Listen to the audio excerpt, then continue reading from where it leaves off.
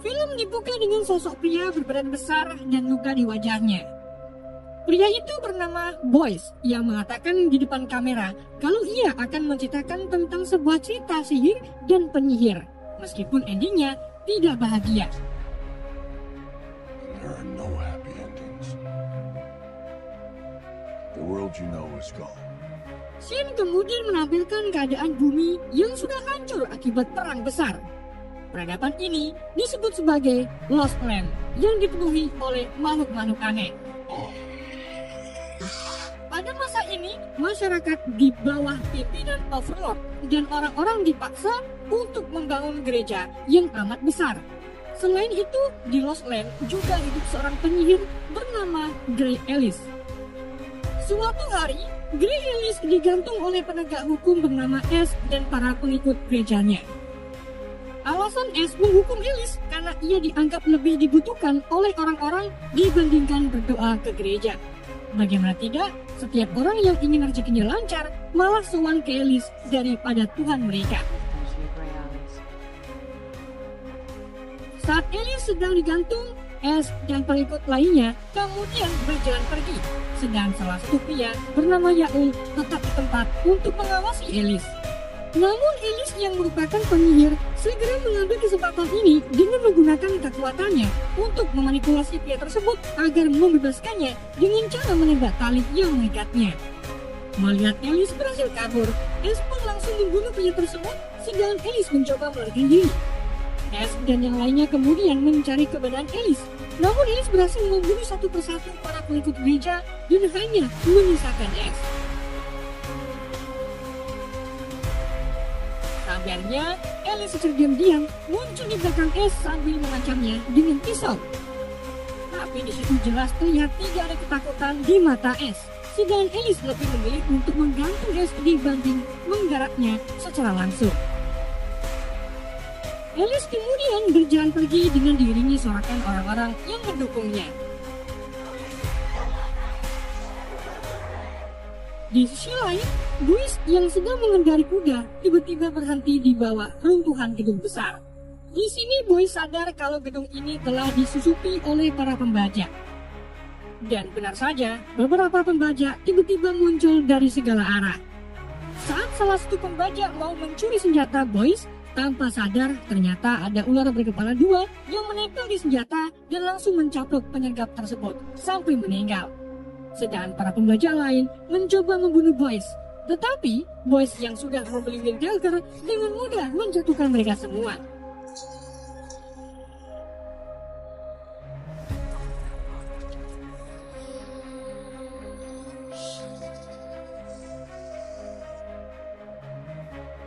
Kita kembali lagi ke Ellis yang kini berlindung di sebuah menara.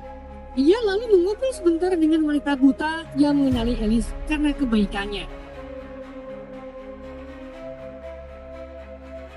Setelah kembali ke tempat pelindungnya, Ellis kemudian dikunjungi oleh seorang ratu bernama Mileni bersama kapten prajuritnya bernama Jerais. Si ratu kemudian mengungkapkan tujuannya ke sini, yaitu ingin Ellis membunuh werewolf pada malam bulan purnama. Dengan begitu, kekuatan werewolf akan berpindah ke Ratu Mileni, sehingga dirinya memiliki power sebagai seorang penguasa, dan batas waktunya hanya 6 hari dari sekarang. Saking ngebetnya ingin memiliki kekuatan itu, sang ratu juga tak segan-segan akan membayar Ellis dengan perhiasan mewah. Ellis pun menerima tawaran itu, karena memang Ellis tidak pernah menolak apapun yang minta bantuannya. Tetapi untuk mengabulkan permintaan si ratu, Ellis harus menyewa seorang pemburu untuk membunuh werewolf tersebut.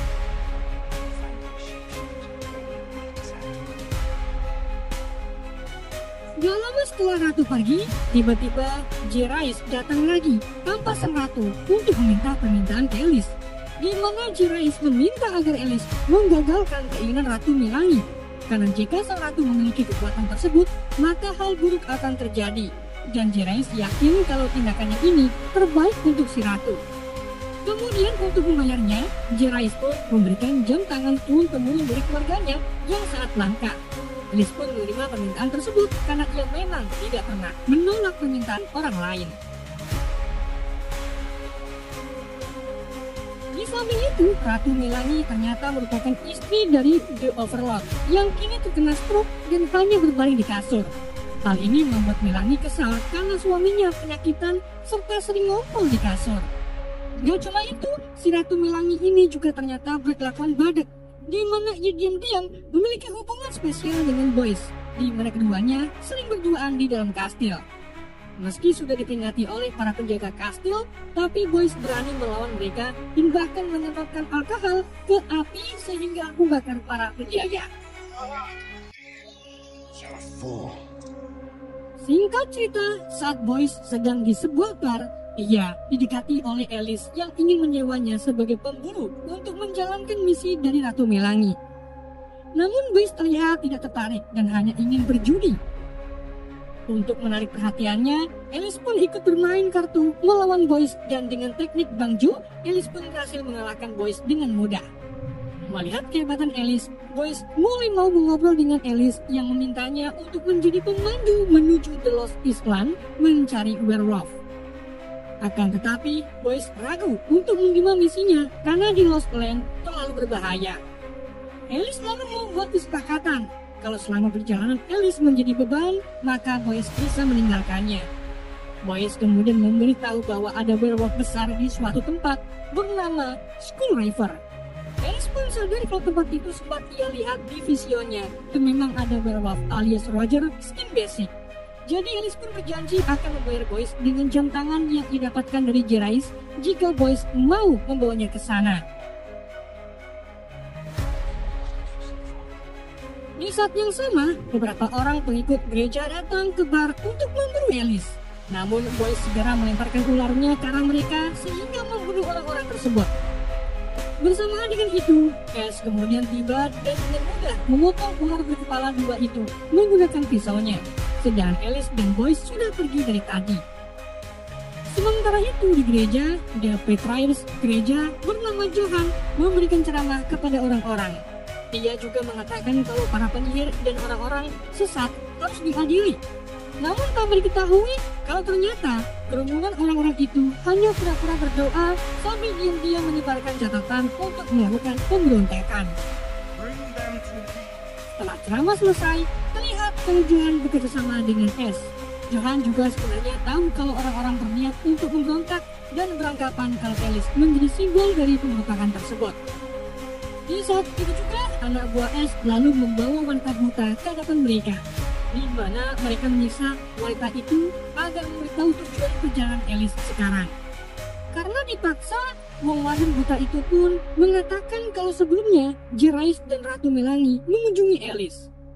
Johan pun menyuruh Ash agar cepat-cepat menemukan Alice dan memaksanya agar mengaku karena sudah memanipulasi para pemimpin mereka sebelum nantinya akan dieksekusi. Sementara itu di Lost Land, Alice dan Boyce terlihat sedang beristirahat sejenak. Di situ Boyce mencoba menangkap ular baru, tapi sayang ular itu tidak bisa menggantikan ular kesayangannya yang berkepala dua.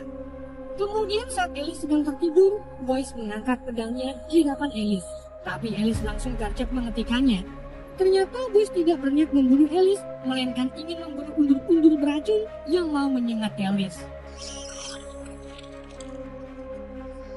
Singkat cerita, keduanya lalu melanjutkan perjalanan dan berhasil sampai di pos perdagangan yang dikelola oleh pacar Boyce yaitu Mara dan adiknya bernama Rose. Soft. Welcome. Sambil menunggu wedang jahit buatan Mara, Boyce dan Alice pun membicarakan tentang perjalanannya, di mana Alice ingin lebih cepat untuk sampai di Skull River.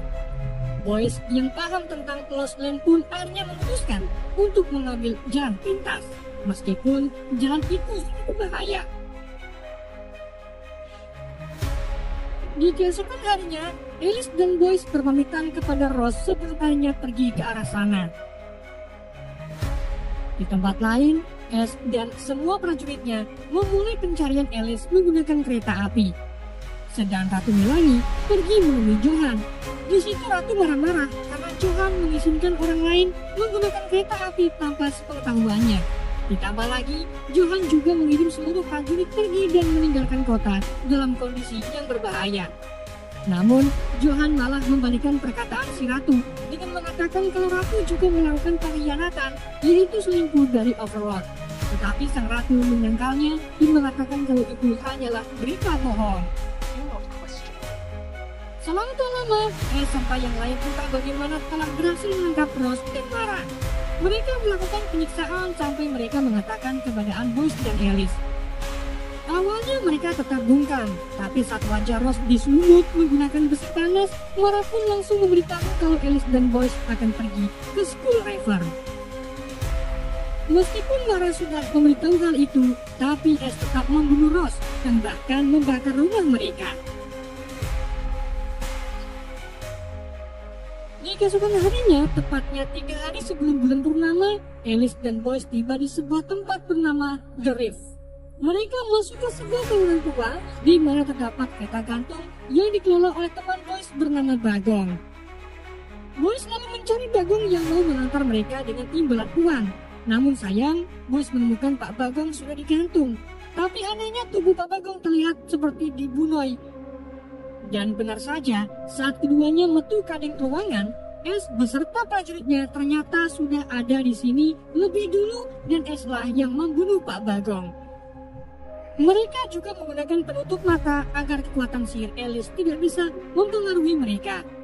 Ace kemudian meminta Boyce agar menyerahkan Alice. Dengan begitu ia akan membiarkan Boyce pergi.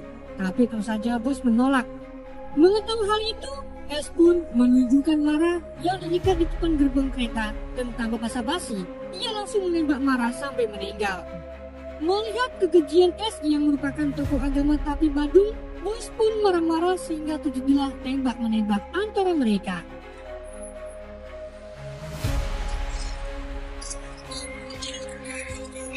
Saat Boyce terlihat mengeluarkan duit, saat lain muncul di dalam kereta dan jumlahnya sangat banyak. Alhasil, Alice dan Boyce pun memilih melarikan diri menggunakan kereta gantung. Akan tetapi, beberapa prajurit masih saja mengejar mereka sampai masuk ke dalam kereta gantung. Sehingga pertarungan antara mereka pun kembali terjadi di atas kereta gantung.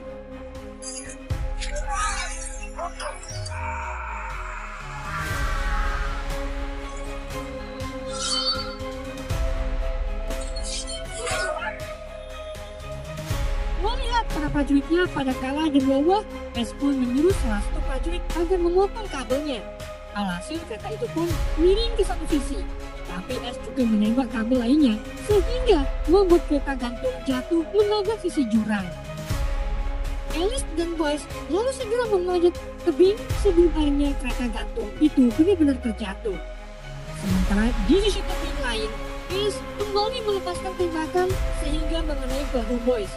Dan saat Ace ingin menembak lagi, Alice menggunakan kekuatannya untuk mengganggu pandangan Ace, sehingga Alice dan Boyce akhirnya berhasil melarikan diri. Keduanya kemudian bermalam di suatu tempat, di mana Alice mengobati luka tembakan Boyce dan mendundomi luka tembak tersebut. Setelah itu, Boyce mulai kepikiran tentang teman-temannya yang sudah dibunuh oleh Ace dan bersumpah untuk membalaskan dendam kepada Ace. Ross was a good man. I'm gonna kill him for what they did. Di sisi lain, Ratu Melangi mendapati kalau dirinya hamil anak Boyce. Namun ia pura-pura kalau itu adalah anak Overlord agar nantinya anaknya menjadi pewaris. Dan karena Melangi kini sudah memiliki pewaris tahta, jadi ia pun tak membutuhkan Overlord lagi dan akhirnya membumbun Overlord dengan cara membekapnya menggunakan bantal.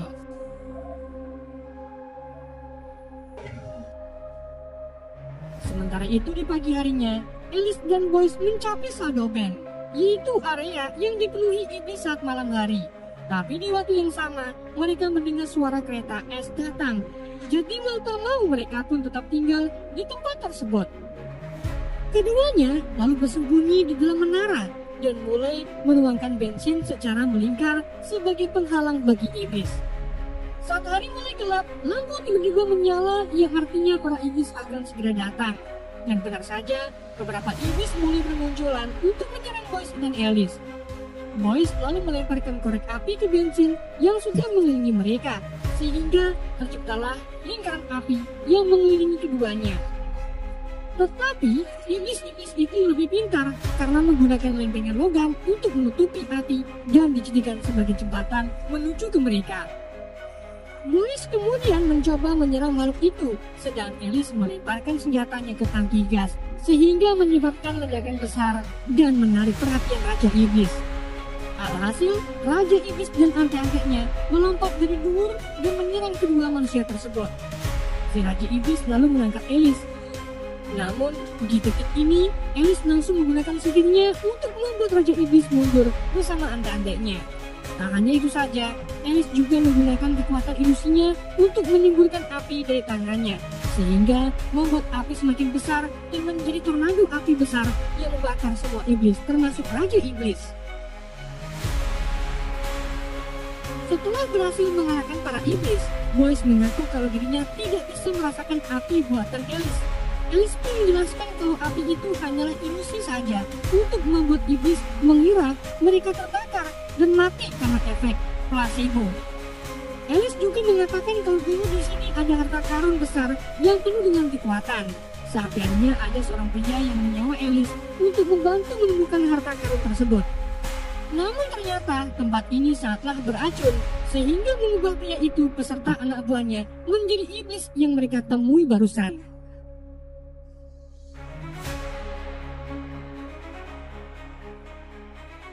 Di keesokan harinya, Johan mengumumkan kepada orang-orang kalau Overlord telah meninggal akibat Skeleton Maker, serta mengumumkan bahwa sang ratu sedang hamil, di mana bayi itu nantinya akan menjadi penguasa yang baru. Johan lalu menghadap ke ratu untuk memberinya hormat dan berjanji akan menjadi penasihat yang baik.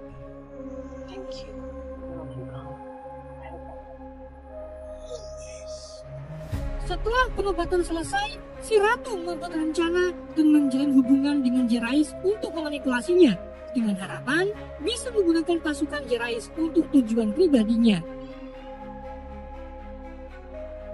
Di sisi lain, Boyce serta Alice tiba di Fairfield, yang artinya mereka akan sampai di Skull River nanti besok.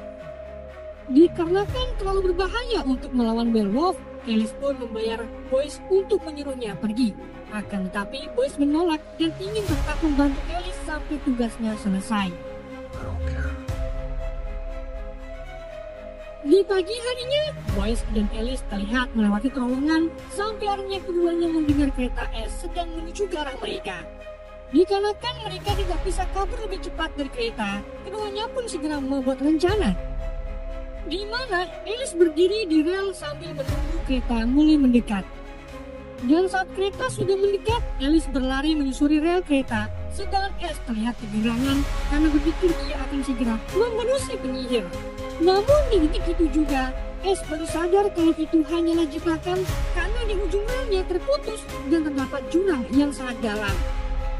Meskipun Ace dan anak buahnya mencoba untuk mengerem keretanya, tapi mereka terlambat sehingga kereta itu pun terjun bebas ke jurang lalu meledak selebar. Sementara Alice berhasil diselamatkan oleh Boyce yang berada di bawah relnya.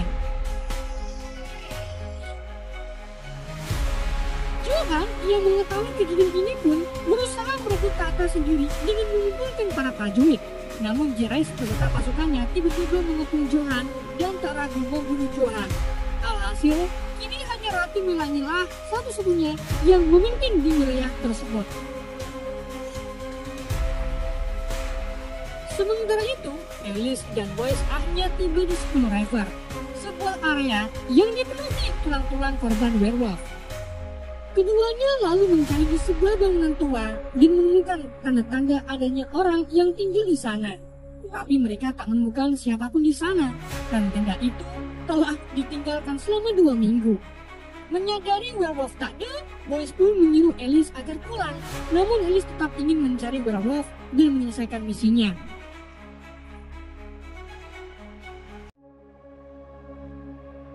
Kemudian saat malam tiba, Alice menggunakan cincin-cincin perak di seluruh jarinya dan pergi keluar. Boyce pun mencoba mengetikanya, tetapi bulan purnama muncul dan menyebabkan Boyce meringuk kesakitan. Ternyata selama ini Boyce lah werewolf yang mereka cari-cari. Meskipun begitu, Alice sebenarnya sudah mengetahui hal itu sejak awal.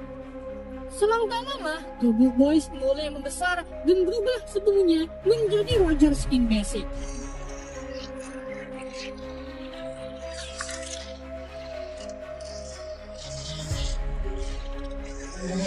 Alice lalu melemparkan jam tangan ke arahnya sebelum akhirnya ia melawan Roger menggunakan cincin peraknya yang kini menjadi cakar.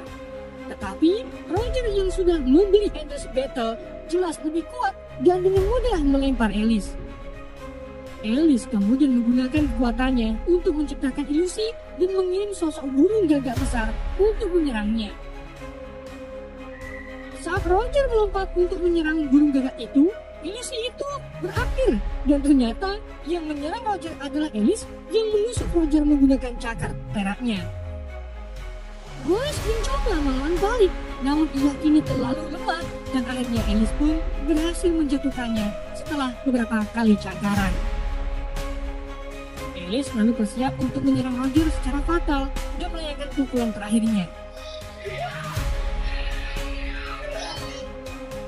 Tak lama kemudian, Boyce terbangun dan kembali ke tubuh manusianya yang penuh bekas luka. Alice lalu memberinya air dan menyuruhnya untuk beristirahat. Tapi saat Boyce kembali terbangun, ia malah mendapati tubuhnya sudah dirantai. Di sini Boyce merasa bingung karena senjata perak sebenarnya tidak mempan ke tubuhnya. Alice pun mengungkapkan bahwa sebelumnya saat Alice mengobati luka tembakan Boyce, ia diam-diam menyembunyikan perak di bawah kulit Boyce dan menjahitnya, di mana perak itu meracuni Boyce dan membuatnya rentan terhadap senjata perak. Saat Alice bersiap untuk membunuhnya, Boyce berkata kalau ia punya permintaan terakhir. Sedangkan Alice sudah dikutuk untuk tidak menolak permintaan siapapun. Alhasil Alice pun mendengarkan permintaan Boyce, di mana Boyce ini ingin mereka terus bersama dan berburu bersama untuk saling melengkapi. Karena Alice juga sakne dengan Boyce, ia pun setuju, tapi meskipun begitu Alice masih harus menyelesaikan misinya. Di saat itu juga awan bergerak dan kembali menampilkan bulan purnama yang mengakibatkan Boyce kembali berubah menjadi Roger. Alice kemudian terpaksa mulai membelah dada Roger dan mengulitinya. Di keesokan harinya, Alice meletakkan jam di makam Boyce dan pergi sambil membawa kulit Roger.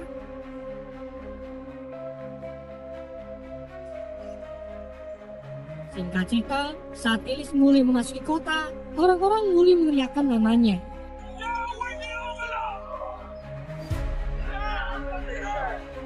Alice kemudian memberikan kulit Roger itu ke Jairus dan mengatakan kalau misi yang diberikan sang ratu sudah ia selesaikan.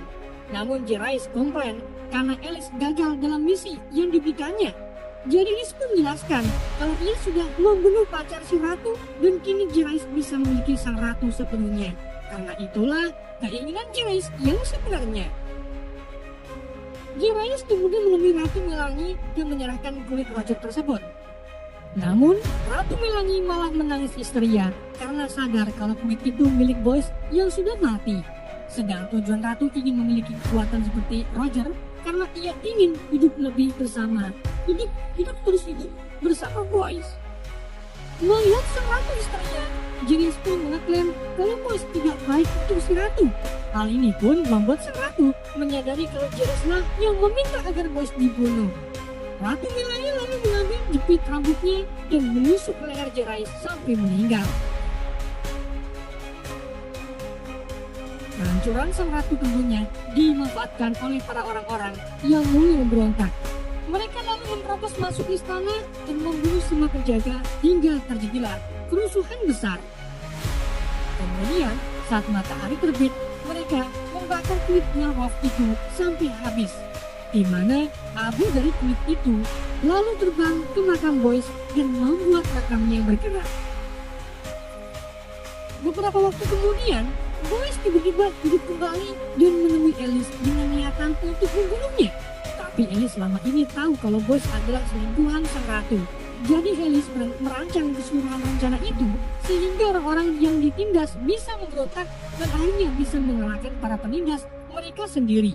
Sedang Boyce akan tetap selamat pada harinya. Boyce lalu mencoba untuk tetap membunuh Alice, tetapi senjata yang digunakannya rusak. Alhasil, dia menyerang Alice menggunakan pisau, Namun Alice juga melakukan hal yang sama, sehingga saling menurunkan pisau masing-masing. Di momen inilah Alice mengingatkan Boyce kalau ini adalah permintaan Boyce, di mana keduanya terus bersama-sama.